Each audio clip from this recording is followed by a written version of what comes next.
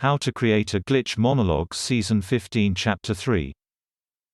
This is Season 15 of How to Create a Glitch in the Matrix Monologues Episode 3. In this episode we will be linking together our discussions of the consensual and non-consensual reality and Episode 1 of Season 15. We will also be incorporating our discussion of outs in a social exchange. Now, in the first episode discussing consensual reality, we talked about an example wherein you are seated in a living room enjoying a conversation with other people. In this example, we talked about how when we take outs from a social exchange, they reflect situations where the behavior and expression of others conflicts with our inhibited impulses, with our shadow self. We talked about how every moment of distraction, where you didn't hear what people were saying, or left the room to attend to something, the minutiae or details which describe your loss of attention, they are all reflective of where your consensual reality ends.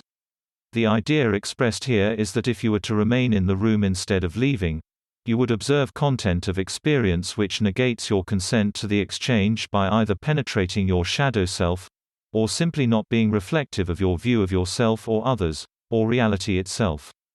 Thus, behind the veil of your absence are a panoply of behaviors which aren't consistent with your consent.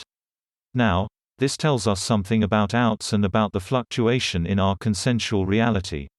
It tells us first of all that your consensual reality may contract or expand even as your expectations go unmet or met.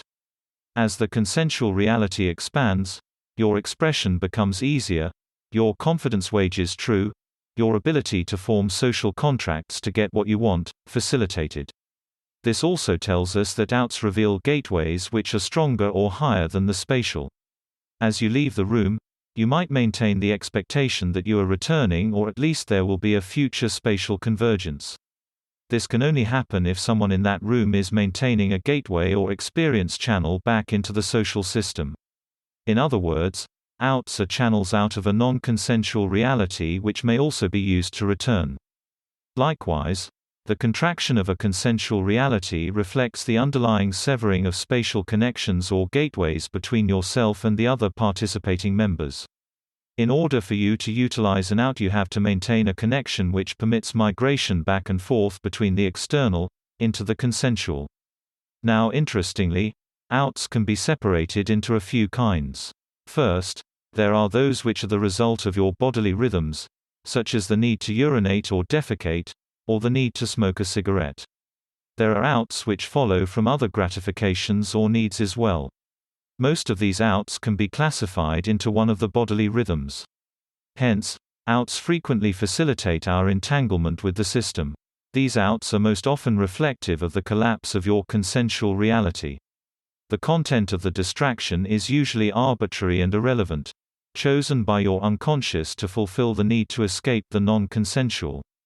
Then there are outs taken for extraneous reasons, impulses, or obligations such as from social contracts. Pre-existing obligations further to a social contract are not actually true outs because they simply recapitulate the consensual reality of the actor.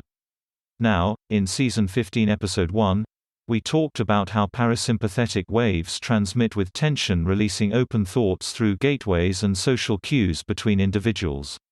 Likewise, sympathetic waves are tension producing and transmit through social cues, body language and physical territoriality.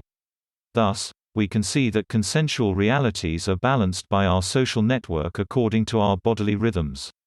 Consensual realities are maintained by the receipt of P waves to counter S waves. A roughly proportional relationship between these two, or at least a stable state, is required to continue to exist in a consensual reality. Non-consensual realities, on the other hand, involve the receipt of an out-of-proportion ratio, or an unstable ratio, of P waves and S waves. Thus, we can see that receipt of P, S waves causes the consensual reality to expand and receipt of S waves alone causes it to contract. Thus, we can say that outs will usually be taken in response to excess S waves in a closed system. Taking outs is fundamentally a flight response to adrenaline buildup in the system. Just as postural releases are emblematic of receipt of S waves, they are also the most minor form of out. They also involve the sending of P waves to the tonic. Outs need not be spatial relocations. They may simply be any action which is avoidant of social tension, created by the buildup of S-waves in the environment. Outs can also be further to exterior social contracts, in which case, they act to interlock two consensual realities. One can monitor the expansion and collapse of one's consensual reality by being mindful of one's body. Since S-wave accumulation results from increased social tension and adrenaline in the body, we know that urination marks a point of consensual reality collapse, and flatulence or bowel movements the result of P-waves stabilizing an excess number of S-waves. Monitoring one's own body reveals the expansion and collapse of one's consensual reality. Also, impulses such as the need to take outs shows the collapse. In other words, one's body is finely tuned instrument for the measurement of one's reality. If one learns to be mindful of one's impulses and bodily rhythms, one can learn to appreciate the expansion and contraction of one's expectation field and consensual reality.